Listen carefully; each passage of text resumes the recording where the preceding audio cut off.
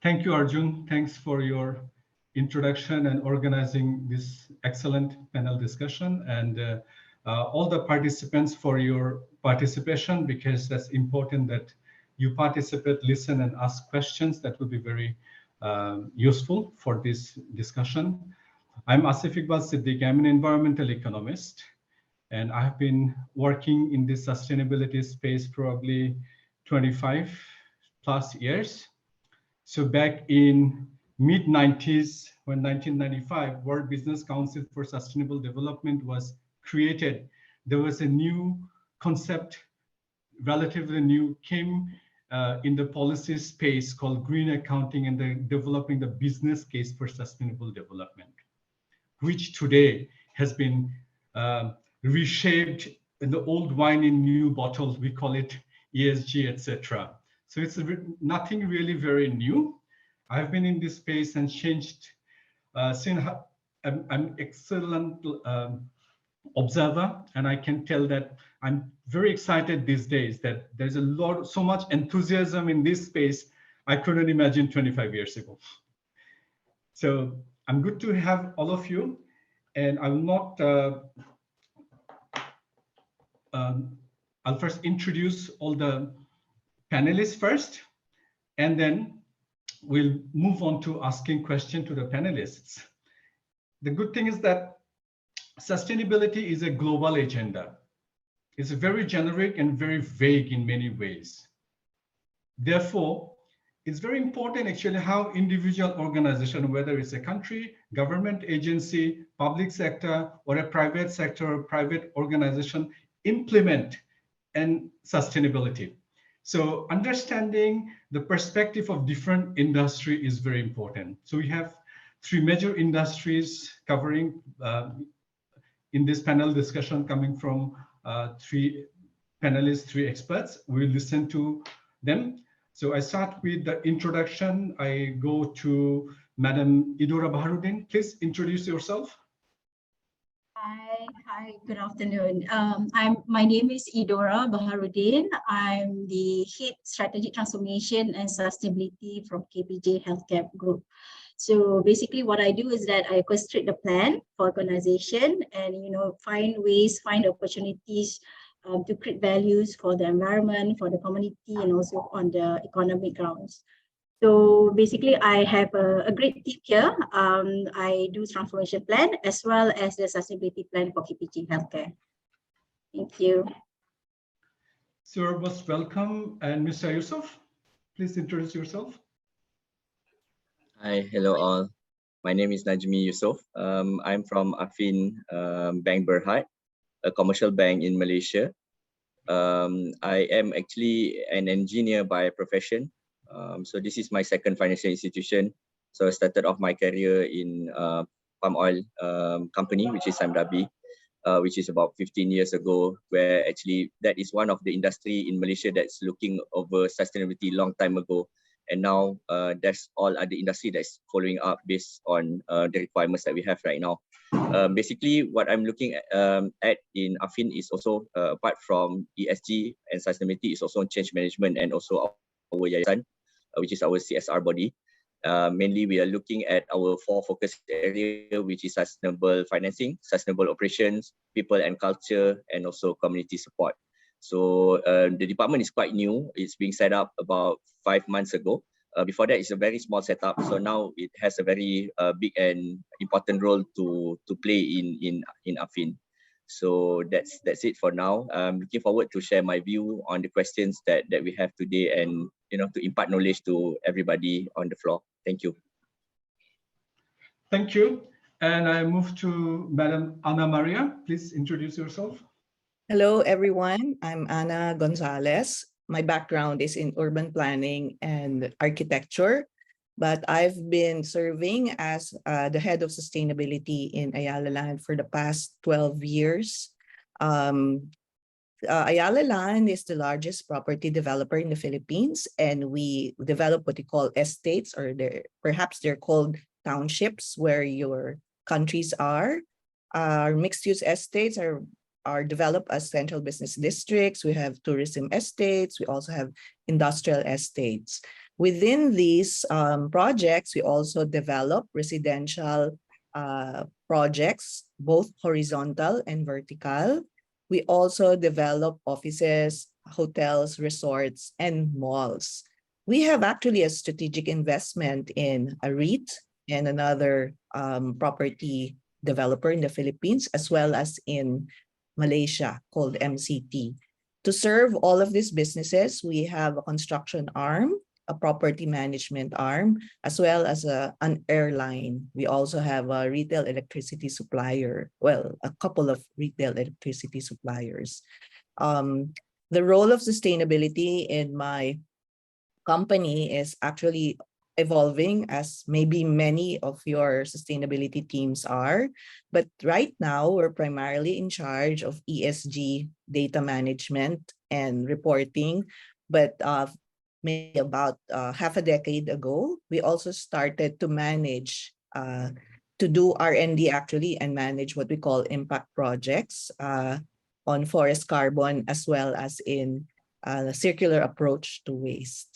So that's it for the moment. Looking forward to the discussion. Thank you very much. And now I will go around asking a couple of questions, and around 3 questions to each of you. But I will start with a very general introduction. And Madam Anna has already done her part. And I will now go back to Madam Idora. Can you please say a bit more about the company you are working for and what they are doing in terms of ESG, and how your role is fitting into that, how you are leading that role? Okay. Okay, KPJ Healthcare is the largest private healthcare chain in Malaysia. So we have about 29 hospitals in total nationwide. And we have a university college, we have a lab center, we have a pharmacy center and all that. So basically we have the whole healthcare ecosystem that we currently running, we currently managing. My role is actually at the group level, at the HQ level, where I actually, orchestrate the plan. I make sure that, all our business model, we enhance our business model, our transformation plan to include all elements of sustainability, be it on the environmental, on the social side, and also on the governance. So the role is actually divided into 3 sections. One is actually the strategic transformation, the one that holds the framework, the roadmap and everything. And I have a change management unit under me just to make sure that you get all the buy-in from all 16,000 staff of KPJ Healthcare. And I have the business process improvement team to look into how we can best to automate and best to improve the process that we currently have. And the last bit is actually the most important one, is our project management office. So this project management office is the one who runs all the projects and ensure the tracking, the monitoring, the reporting is actually within according to the timeline and also the budgets and milestones. So as a whole, even though it's a transformation plan, we park sustainability to be part of the transformation plan. So we are very aggressive. We are very serious in really championing sustainability in healthcare. So in the end, we want to become the thought leader in sustainability in the healthcare industry. So this is how we position ourselves, in the industry, not only within the healthcare industry, but it's actually in all organization in Malaysia that we want to champion healthcare. We want to champion sustainability. So that's basically the role that is mandated to my team and myself in running out the sustainability. Of course, the reporting side, the disclosure side is also parcel of the job scope that I have. Okay.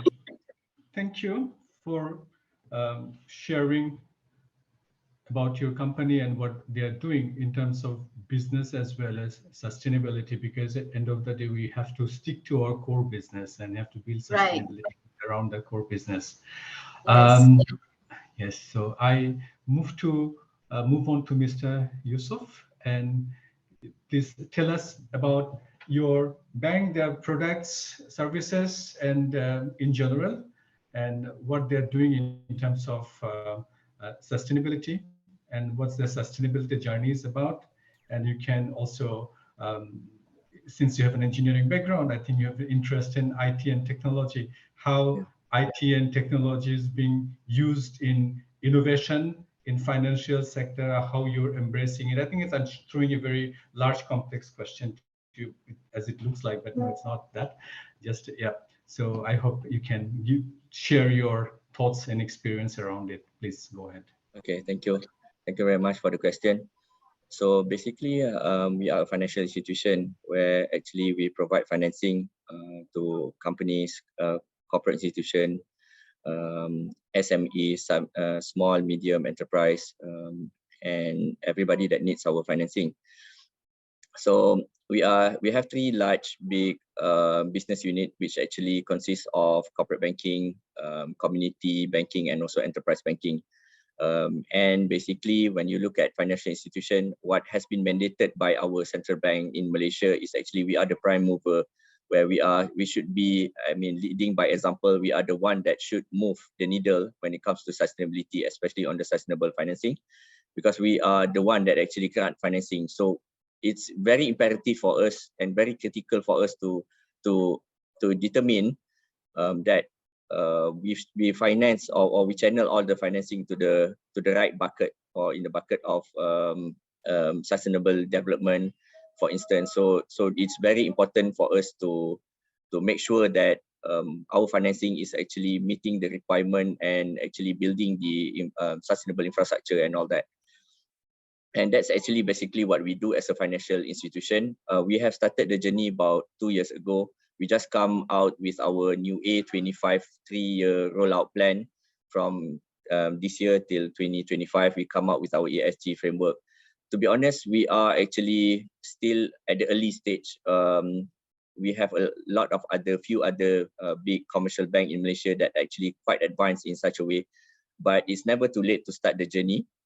We are on the right path, we hope so. And we are actually in Malaysia, what is good about it is actually a lot of sustainability effort is actually being led by our central bank, which is Bank Negara Malaysia. And recently they have actually mandated that we are actually going through 2 of their initiative, which is the CCPT, the climate change taxonomy, and the latest one is the climate risk management scenario analysis, which we are actually it's an ongoing effort to us, which we have to submit by mid this year. So this is where we need to understand our portfolio, especially in terms of climate risk, how much it will impact the businesses, and how we as a company would impact the environment in that manner. So right now, the focus is much more on the climate risk, which is actually a subset of the environment when we talk about ESG.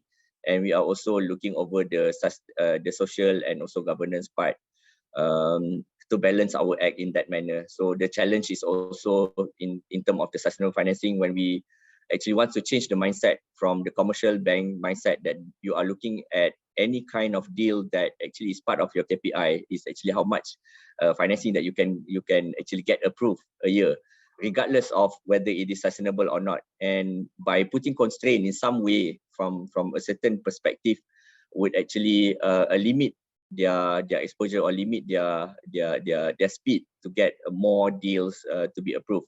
So this is something that we need to work closely with our banking unit to let them know that we have a new tagline, which is a responsible banking with impact. So we are moving slowly. We are started off with 5% of our portfolio should be from the sustainable that meet the sustainability requirements, and we want to push hard to about 10 to 15% in the next 3 years. So that's where our target and our roadmap. We don't have any policy on net carbon zero emission yet, but since I've just explained to you, we just started off the journey. We are now actually looking at our scope 1, scope 2 baselining measurement. So that will be the start of our journey. And then once we understand that better, we actually will push on the reduction of this GHG emission by a certain percentage by end of this year. Okay, going on to your second question on the technology and innovation. I've seen a lot of innovation, but now one of our concern area is actually the data management part, data governance and all that. We are working closely with our IT department, looking into our big data and how we can actually leverage on that. But that actually will take time. We need to actually define our parameter, and we are quite lucky in that manner because it all has been defined by certain formatting where we actually follow the TCFD formatting, that's an international guide. So this is something that we are actually pushing hard towards actually complying to the TCFD, and it's actually very concise and in a framework manner where we can actually follow the requirements.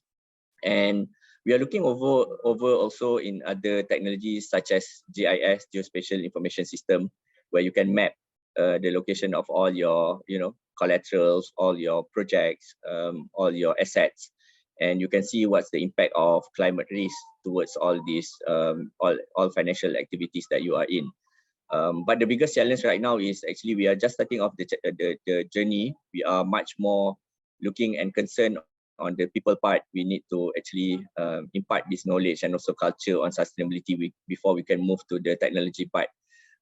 That is the thing that we need to do it in parallel. It's not easy, but we are actually pushing hard to slowly to adopt the technology and to get the management buy-in that in order for us to be more efficient, we need to adopt this kind of technology in that manner. Thank you.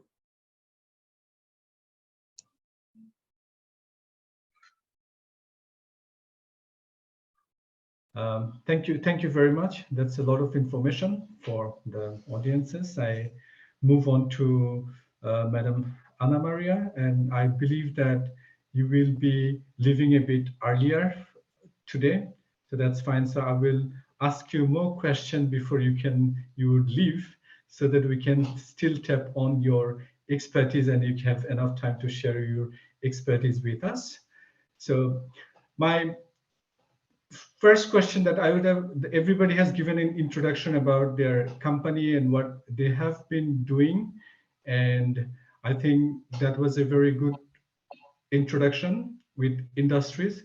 Now, I would like to ask, where in your organization, in terms of organization hierarchy, ESG and sustainability leadership is actually lost, or is it with IR or operations, or it's at the governance level? So that's very important because that shows how a company is taking how seriously a company is taking ESG. So I would like to ask this question, and at the same time, I'll add on one more question so that you can talk a bit longer before you leave us. It's like, what are your most common challenges in embedding sustainability in your organization? So I hope I can give you a bit more time at this point, so you can just, very tricky question both. One is where in your organization the ESG is sitting and how seriously organization is taking it, and at the same time, how you are driving it. So we want to hear that from you. Please go ahead. Should I go ahead? Okay. Please. Yes, All right. please. Yes. Well, as an early adopter of sustainability in the Philippines, it was about, I believe, 2007 or 2008 when the Ayala group of companies considered embedding sustainability into the way they did things. But because as an early adopter, some of the standards, the frameworks were not as well developed as they are today, I would say there were a lot of experimentation or I guess discussions.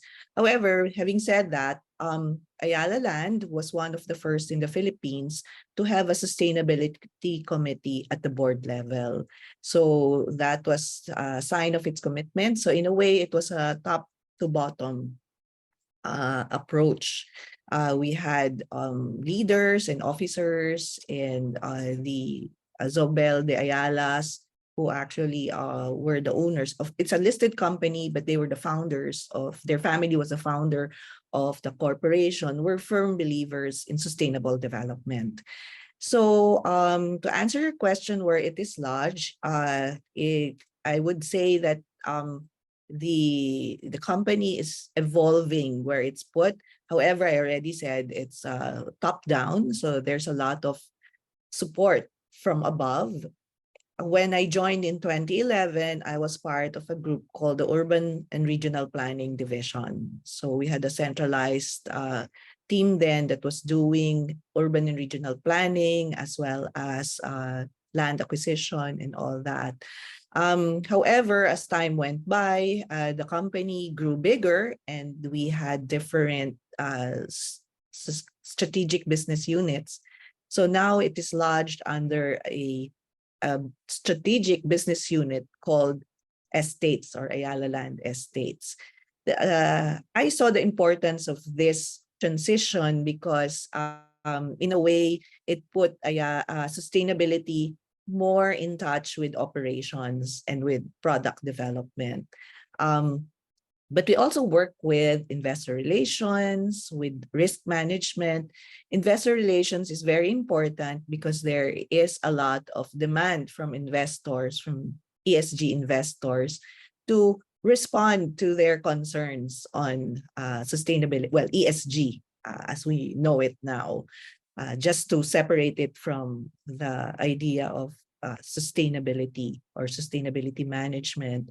Our risk team, our risk management team, has also adopted the TCFD as a framework. This is the first year we are reporting. It is not without its challenges, but we had our first assessment of our TCFD disclosures. We actually, as a result of the groups, meaning the Ayala group of companies, which is composed of banking, we have technology, we have telecommunications, we have manufacturing, etc. The direction was to go for net zero targets in 2030 and in 2050, or at least in 2050. Ayala Land itself just finished our scopes 1, 2, and 3 inventory. Again, quite exciting, but very challenging. And we are actually working on our 2030 and our 2050 net zero targets based on the SBTI's principles. But because of these two main functions being lodged in our team, although it's not without its challenges, we have a complete view of what is happening in the ESG data management and reporting space. And we also have a view of how sustainability can be, or future proofing can be implemented in our projects. We have a long way to go. It's a very challenging space. We need more metrics to be able to measure our progress. Even if we completed our scopes 1 and 2 inventory way back in 2016, it is a minuscule, we thought it was a big thing already in 2016. But now that we know what our scope 3 emissions are, we find out it's scopes 1 and 2 are really very minuscule. And this is why the ESG and sustainability space, climate change management, and everything else like circular economies are very important matters to pursue. I am glad that somebody said, well, you said earlier that there's a lot of interest in ESG. I just wish that there are more people actually who are working in the space. We cannot move fast enough. That is what we are seeing. But that is what it is.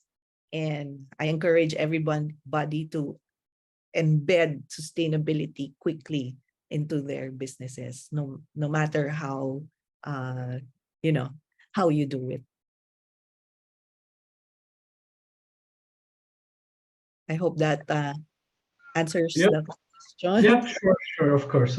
Thank you very much for your comments and sharing your experiences with your industry. And if they have actually created a sustainability committee at the board level quite some time ago. It shows they are really committed to have this journey. So I will get back to you if I can. I have a few questions because for you before you depart, and I move to Madam Idora for the second question to you. And my question to you is that, do you agree that investing in innovation rather than cutting IT has shown to boost business resilience during and especially after downturns? And if so, how do you embed that as part of your ESG strategy? Please, Madam Idora. Hi, thanks. This is an interesting question, I would say, because when we do investment in any other types of investment, they will look into the cost. So for sustainability, how I approach this is through innovation. So rather than cutting costs on IT and all that, we invest a lot in innovation. So for example, like we do have when we draw up our framework, we have 4 teams. So one of it is actually to adapt to economic shift.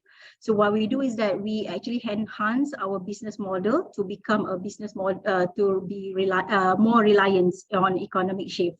So we actually stream down that to have a lot of plans and also innovative projects and initiatives and all that towards alluding to technology and also digital. So because of the pandemic, healthcare industry actually quite was badly hit by the pandemic. So, so what we do is that we actually use technology to actually, enhance our patient satisfaction and customer experience and all that. So we actually digitalize most of our processes. We have one hospital we call Damansara Specialist Hospital 2.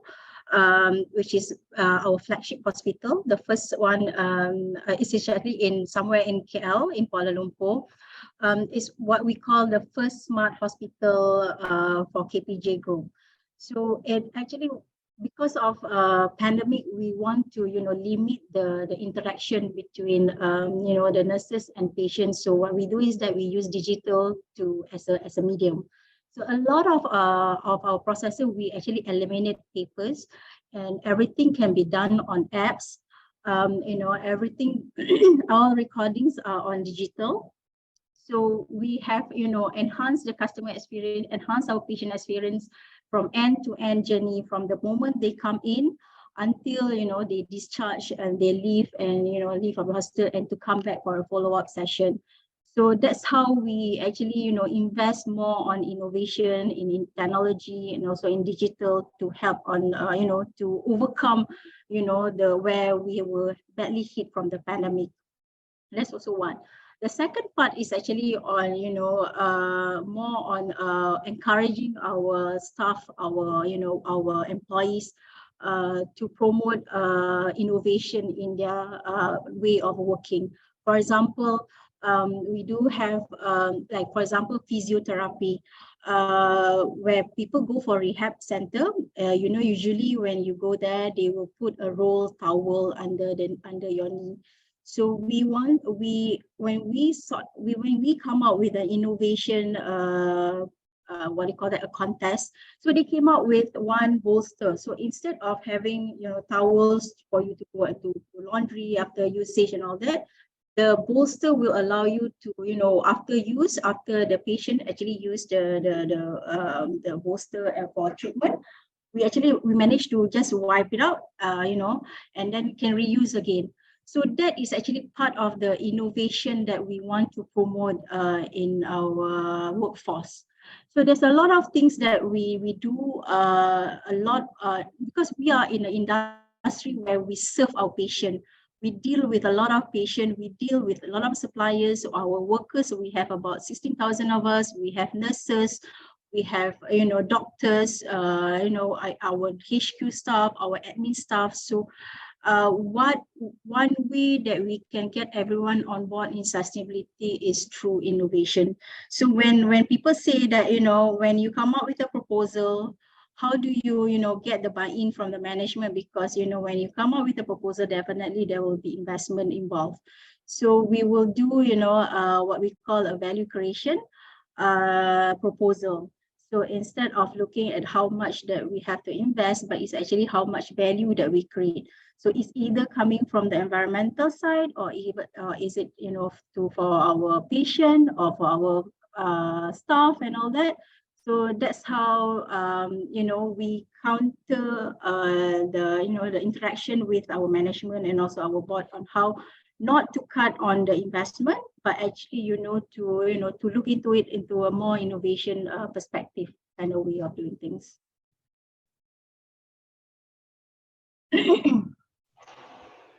Thank you for your response, and I hope it's keeping the listeners interested in the topic, and everybody is learning from everybody else here. My next question will be to Mr. Yusuf. Efficiency is always highly correlated with human capital. With ESG talent pool is still small at this moment, how efficiency could be increased with this constraint? I think it's a very, very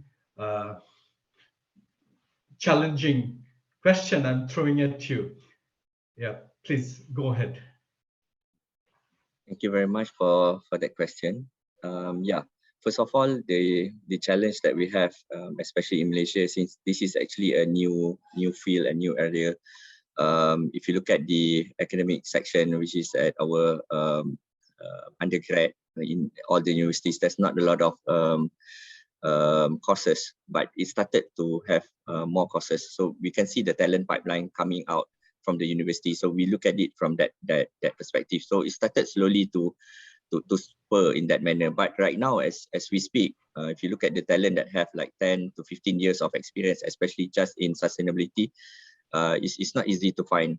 And these are the talents that is working and pushing the boundary when it comes to sustainability. They are the one that actually establishing the framework, help to actually operationalize sustainability, execution of all the initiative and all that. Hence the experience that they need to actually possess. And these are the people that is quite small when it comes to the pool of talent. And that's where also all the companies are actually scrounging through all these talents. It's a good thing where actually they are actually hunting for this talent, but looking at the question that we have right now, we don't have a lot of talents. In fact, if you look at banks or any organization, you look at the sustainability team, they are growing, but at the first place, they are not much in numbers. So what we can do here is one of my things that I'm looking at is actually sustainability, first of all, should not just rest on the shoulder of the sustainability team. They are the one that will be coordinating, facilitating all the initiative, and also are the one that will craft the roadmap and also the overarching strategic framework for the whole company. But looking at the things at the moment, and to actually how we can inculcate this mindset is actually to give the responsibility and accountability when it comes to sustainability to everybody in the company. So everybody have to embody this spirit, and every department, for instance, all the business unit has to have a KPI when it comes to sustainability. They will be the one to actually be the ambassador of the bank when they actually meet the customer, especially for the department that is client facing. For instance, in the bank, we have the relationship manager, RMs. They're actually meeting the customer, looking for financing and all that. So they are the one that actually should be the ambassador. So this is where we actually have to spend a lot of time in terms of learning and development, where we need to have their understanding, a full understanding on ESG. It's just not the full understanding, it's also about injecting the passion and telling them why we do what we do right now. So it's not just on the compliance tick box mentality, but why they need to do this, what role that they play in this, what's in it for me. And going back to the question, one of the most important thing is actually to segregate this task and responsibility to the various people in the bank, so that it's not just resting on the sustainability team shoulder, but instead to everybody that can actually contribute. So by them having this knowledge and also accountability in sustainability, so all the sustainability effort can be done and in a more efficient manner. And for instance, if you look at the CSR, it can also be a KPI for everybody to maybe involve 5 to 10 hours a year at least for everybody to choose from all the CSR activities that we have in relation to ESG, such as beach cleaning and whatnot. So by them, for instance, involving in this CSR activity, they can be part of, and that's where they can start to actually be hands-on and start to love and to have a passion in ESG. So that's my point of view on this thing. Thank you. Thank you very much.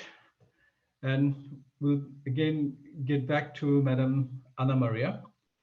Probably will not have you for too long.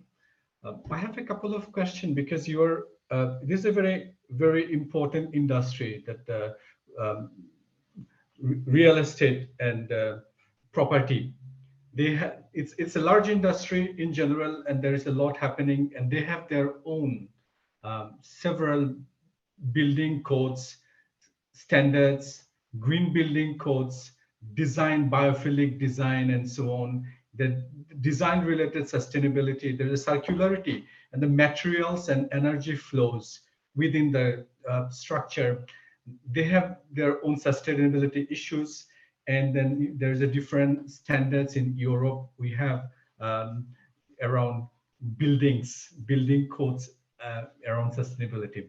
So my question is basically about, do you, apart from the TCFD, GRI, which we generally do for the investors and the stock market requirements sometimes for producing the sustainability report, do you follow any specific building codes for sustainability? Which code you follow and why? That's my thing. And another thing is what you do in terms of circularity of the construction, whether it is about design, whether it's with materials and energy, etc.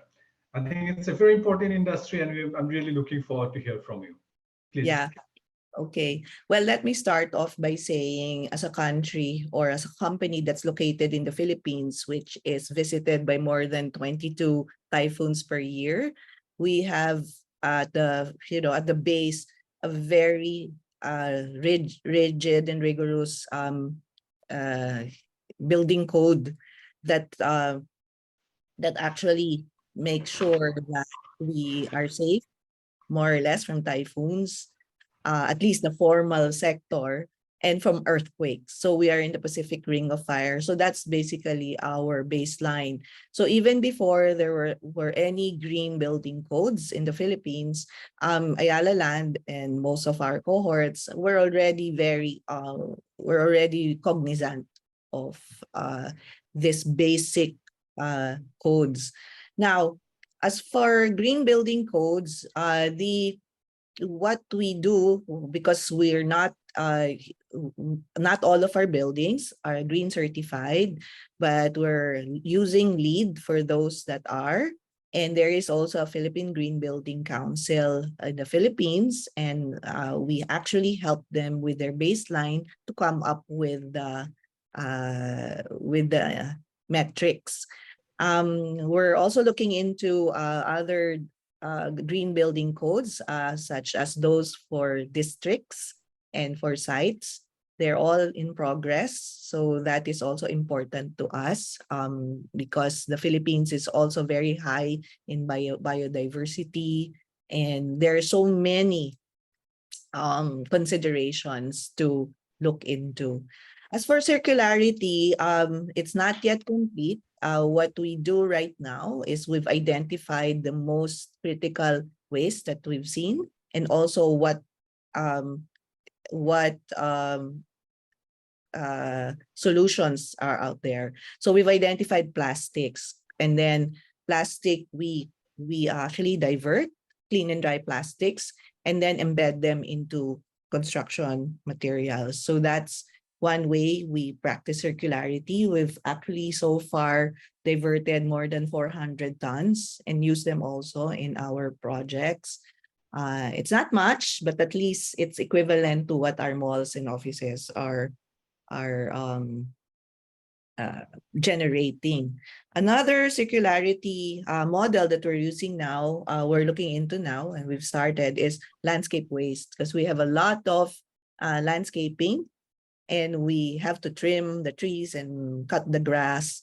So we're sending them off to a facility that uses it for steam, for laundry, and our malls, our hotels nearby are actually using these laundry services for their own towels and for their, basically for their laundry. So we're doing it bit by bit. It's really a challenge to try to, we don't want to bite off more than we could chew. So we want to take the steps and make sure we're doing it the right way and don't cause more problems than there is already. So I have to go. So sorry. Okay. I hope it helps you. Yeah. Okay. Just reach out to me if we'll reach out to each other hopefully, and we can continue our discussion. Thanks a lot for your contribution in this discussion. I think the participants and the other panelists and colleagues found your comments and sharing very valuable. Thank you very much, and thanks a lot. All right. We'll Goodbye, see, everyone. we'll see you later, hopefully. Bye. Yes. Bye. With that, I get back to Madam Idora. This is my last question for you. That's efficiency versus effectiveness. This is a very interesting topic that we have been talking about for a long time. And this, so in terms of efficiency versus effectiveness in implementing ESG, what is important for you, efficiency or effectiveness, and why? And to be efficient or effective in delivering the intended outcome to ESG, how you tackle this dichotomy, if I have to say? It's again another interesting question, because when you talk about efficiency, you want to talk about effectiveness as well, because both ways you want to be effective in delivering whatever intended outcome that you want to get it. So for me, there are two things. There are two ways of doing it. There are things that you need to be efficient. There are also things that you need to be effective. For example, like, when we are dealing with energy or resource management, like your energy source and all that, you want to be efficient. You want to get the outcome, the best, to provide energy for the building and all that, but in a very efficient way. Hence why we look at renewable energy, we look at solar panel, we look at solar farm, we look at energy efficiency program to reduce our carbon usage and all that. So this is where efficient comes in, for us. And on the second part is where effectiveness comes in. So effectiveness is where you want to be most effective in delivering, use all the resources that you have to get the most effective outcome, the intended outcome that you want to get it. So for this instance, for example, for KPG Healthcare is to how we deliver our healthcare services to our patients. So there's no shortcut to it. There's no discount to it. We will provide the best effective healthcare services to our patient. So we will use all the investment that we have, all the resources that we have, energy, time, skill, and everything, just to deliver the best, provide the best treatment for our patients. So both ways, there's no right or wrong, but it's just that how you want to approach it. In resources, again, like for the resource management, it's about efficiency, because we are using whatever energy in Malaysia. Sorry. And then for effectiveness, it's about our role with our patients and all that. So if you ask me which one is more important, I would say both, but at which context that we are looking at. Okay, thank you very much. And then I move on to ask Mr. Yusuf something related to now your industry. Reporting has become an integral part of the disclosure to external stakeholders, especially to investors, shareholders. And it is an integrated responsibility of the ESG team and the department. So in your view, should they be focusing on the reporting, or is there anything else beyond reporting that they need to be responsible for? Please. Yeah, thank you, Dr. Asif. Just to also latch on what Idora just mentioned on few projects that she's on, it will be part of my answer for this question. So looking at the regulatory reporting perspective, we as a bank, as Affin Bank is actually part of the private listed company. We are listed on our Bursa Malaysia. So we are actually governed in some sense in terms of the listed co. So we have a obligation reporting to Bursa. We have reporting obligation to also our central bank, and also because we are actually owned by Lembaga Angkatan Tentera LTAT, we also have an reporting obligation towards them. So looking at the lengthy and various type of reporting, we can't run away from doing this responsibility. It's part and parcel of being it's part and parcel of the scope for the ESG team. But at the same time, we don't want to also be too caught up in just focusing on reporting. Reporting alone is very important. That is actually compliance stage, compliance requirement that we actually need to comply. But at the same time, you need to also look at your resources, not to overburden them or looking at them on the perspective of most of them is just task on the reporting. So if you see that they are overburdened just looking at the reporting, and that's the only output or deliverable that you actually deliver at the end of the month, then you have to have a very hard look to have a bit more, few more resources in that manner, because you need to go beyond reporting. Beyond reporting, what I'm telling is actually looking at your company policy, your roadmap, and when you look at the roadmap, you are also be responsible to come up with a solution when it comes to ESG, like what Idora just mentioned. For instance, in how we can actually reduce our GHG emission, not just looking from the renewable energy perspective, installation of solar panel, we have to also look at the energy efficiency. Because for instance, let me share with you, we have about 114 branches across Malaysia, but not all branches is actually owned by us. We lease them. So when you have a lease property, you can't easily just install the solar panel, for instance. And not all solar the branch that we own architecturally is actually feasible for us to install the solar panel because of the cloud cover and all that factors. So we have to look into solution of other than actually installing the renewable energy solution, but also going for energy efficiency, which we can actually roll out to all of our branches. But going back to the question, it's actually also a part of the responsibility of the team to help to trigger and facilitate the solution. How we can actually sit down and talk to our property department and together to find a solution. It's not just their responsibility, it's not just our responsibility. And going back to our responsibility, not just looking at reporting. If you are too bogged down looking at reporting, you don't have that bandwidth to do other things in relation to ESG, where actually, especially on that innovation part, we should be part of the team that finds solution, especially when you talk about reducing carbon emission. And for instance, if you look at into our culture, if there is less adoption on ESG, you also have to work together with your people's office to come up with a module, a e-learning module, or anything knowledge sharing platform that you can have. So this is why I'm saying that you need to go beyond reporting. If you just just stay at the length of compliance, you just have to actually report things as part of your output. You won't be able to actually change the culture or actually improve and enhance the adoption or inculcation of ESG or sustainability culture in your team, in your organization. So the culture is also hinged on the responsibility of the team, which you also have to look at the perspective of you working with other teams in making this a reality. But that's the thing that you need to also push the boundary of getting a bigger resources so that everybody can do their own roles and responsibility in this matter.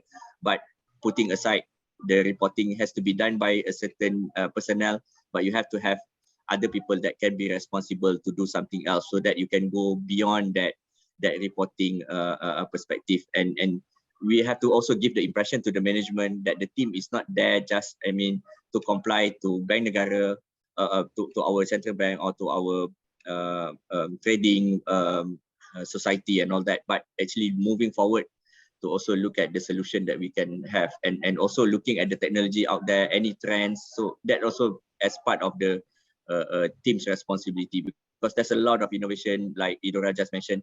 There's a lot of technology adoption that we have to look over, and it's not really an expensive or a very complicated technology to adopt, but sometimes it's just a very simple low-hanging fruit that we can adopt. But we can't be seen as actually meddling too much or just looking over reports after reports in that sense, so that again it will free us from that creative minds that we can actually contribute more to the organization. So that's my point of view when it regards to reporting. And again, just to reiterate that the ESG team should go above and beyond reporting tasks, and to be more on the innovation and also coming out with the solution when it comes to ESG and sustainability. Thank you. Thank you very much. We are also getting a lot of questions from the chat, and I'll take some of those questions for both of you. And at the same time, I also have a lot of questions, and I will not ask my questions yet. I'll go ahead with what the people want to know. So going back to Madam Idora, I think one of the questions that people have been asking is that a lot of companies using now in Southeast Asia, in Singapore in particular, we have a lot of focus on the TCFD framework in recent years. And in Malaysia and other places, like climate-related financial disclosure is becoming important. And in Singapore, it's introduced carbon tax. I believe it's on the way for Malaysian listed companies. It has been delayed for the time being. But how you are preparing your organization for GHG protocol, GHG reporting, scope 1, 2, 3, how you are getting into there. So that's one of the areas, of course, like looking at the GHG inventory for healthcare. I think it's a very interesting area, how you are tackling this.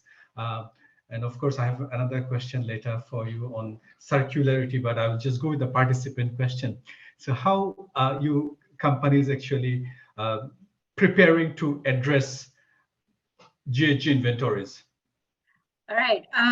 Okay. For healthcare, it's quite interesting because under our, of course, scope 2 is where our energy usage and all that. Scope 1, it will include all the gases that we use in our hospitals. So for us to do a baseline is the most important one that we are working on right now. We are looking at our scope 1, of course, scope 2, and also scope 3. So for a public listed company, we are mandated to disclose our scope 3 on our waste and on our employee commuting and also business travel. So these are the minimum requirement for our disclosure under Bursa to disclose for our scope 3. So right now, because it is being tasked under Transformation Office, we have one project, to look into, to come up with our baseline and also our boundary. So we are looking at, again, the gases that we have to, to start to calculate on the gases that we use for our hospital, scope 2 and scope 3. So basically, it's getting the baseline correct, and then, and do our reduction plan, to achieve the aspiration of the net zero by 2050. Currently, we are not, if you notice, we are not really, telling the market that we are, going for net zero and all that, because we are currently still doing the exercise of our baseline. Then only once we get our baseline ready, our inventory, we have set our boundary and all that, then only we can, comfortably tell the market that, KPJ Healthcare is going for net zero, or KPJ Healthcare is going for, to reduce 45% or 25%, whatever amount that we are comfortable with, to tell the world that we want to reduce, because this is a commitment. For our organization is a commitment to reduce, our carbon, to reduce on our GHG emissions. So it's quite tricky because no other industries has to to start to report on the gases that we use. So whatever the fuse gases, the anesthetic gases, and all that. So a lot of things that we have to start to look into it. So it's an exercise by KPJ for the year. But currently we are still doing it through a tool. We just use Excel, but of course the emission factors and all that we refer to GHG protocol.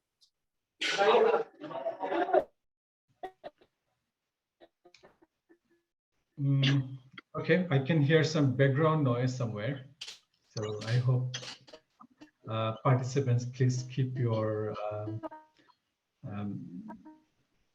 mic muted. My next question, actually, also from one of the participants. This question was basically for Madam Anna, but she left. But I can also ask Mr. Yusuf what the banks are doing in terms of giving loan to the building industry. So that probably will look at the other side of it, because industries, of course, the construction industry, real estate, they are doing various building standards, green building standards, and various safety requirements, which is automatically becomes part of the ESG, although they are separate government requirements. And sometimes they require those green standards for their investors. But at the same time, banks are also investors and the financiers. And when you are giving loan to construction sector in Malaysia, do you look at what sort of building standards or green building standard or any sustainability or circularity standard they're following, any ESG standard they're following? There are quite a few international and like GRES, Factor 10 and all of this. So tell us, can you please tell us a bit more about your bank's policy in terms of financing green buildings, if I put it that way, please? Thank you very much. The short answer is we don't have any policy towards it yet. But this year is quite a busy year for us to look into this policy, looking at the negative listing and also looking at what kind of positive impact or positive initiative undertaken by any company that actually requires financing from us. But for now, again, we don't have any policy, but moving forward, we need to come up with this. This is what we actually looking at into having a emission-based pricing. So looking at this perspective, this is what other banks is also looking at, is what you can see in terms of the layman term is actually providing a carrot and stick. So if they didn't comply and they emit more than what they should, so that is the stick perspective lah, that stick approach, and also where you can give a carrot, which is an incentive if they actually comply, or actually if they have, for construction perspective, if they have a GBI, Green Building Index certification, something that we can actually give them any monetary incentive, longer tenure, for instance, a better rates. But this is something that we are actually looking at. There are some banks that actually offering better rates, lower interest rate, but this is something we really need to look at, because this is how we can actually help the company, help the environment by actually providing this kind of initiative or incentive. But I know out there's a lot of certification that we actually can look at, and we are actually in a good position where the certification body and the certification do exist. So we can just rely on that that certification if the construction company do have actually applied for it and they got the certification. So that actually will be part of the evidence base for us, especially when it comes to approving the financing. Thank you. Thank you. And as I'm listening at the same time, trying to be multitasking, men are not very good at that. I'm trying also to look at what the participants are posting and any interesting question to pick up. There are quite a few interesting questions coming up, and I will just try to mix and match the themes, and I'll go back and forth between you and Madam Idora. Madam Idora, it's for you again. I think in terms of carbon emission, GHG protocol, there is a more focus on certain industries, especially on oil and gas. There's a lot of people want to basically know about that. But for healthcare industry, it's not. It's more about the new trend in using a lot of disposable materials that we have in healthcare, and that's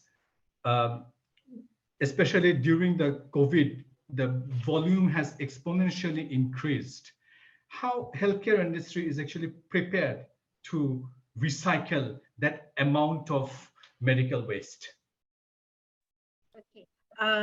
Just for from my experience with KPJ Healthcare, we run about 29 hospitals with University College and all that. The problem is that each hospital has their own management, how they want to manage waste. So my plan as a group, is to have a standard policy to guide all hospitals to manage waste in a standard manner. So that is actually a very challenging process coming from my side.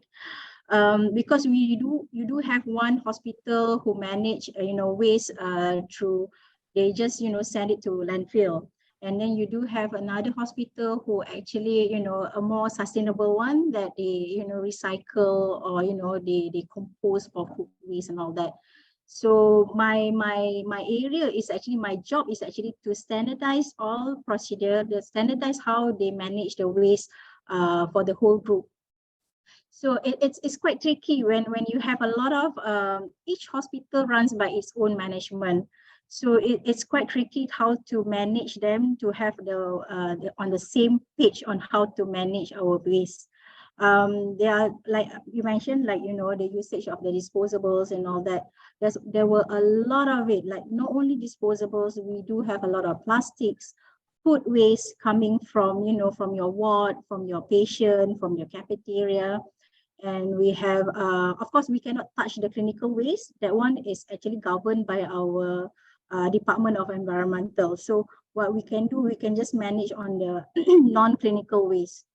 So that's a lot of areas that we have to work on. So from the healthcare industry, what I can say is that it's a huge exercise that we have to come up. But the first thing first is to have one plan, one policy to guide all hospitals and all other subsidiaries to follow through. Then only when we can start to measure, because we have up until 2024 before we need to disclose our waste to Bursa in our reporting. So right now we are taking the step of having the policy first. Then only we will start to measure our waste and all that. And the third one is to reduce. Of course, we as a hospital, we use the 3R, the reduce, reuse, and recycle. So, but we prioritize a lot on reduce. So that will be the main focus, to reduce on actually using those things that that's non-recyclable.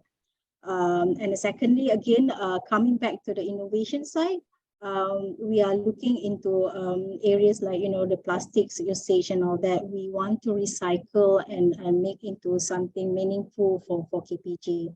For example, we are looking into turning into our bottles, our plastic bottles into we are converting it into like a door gift and a corporate gift and all that. So in a way, by actually recycling or using circular economy, we are educating our staff and also our patients on the need of recycling, on why we are doing this. So it's a combination effect that we are looking at. So the awareness and also actually recycling and promoting circular economy. Thank you. And thank you both panelists and everybody who asked questions, but I could not take everyone's question to ask. because we are actually a bit over the time.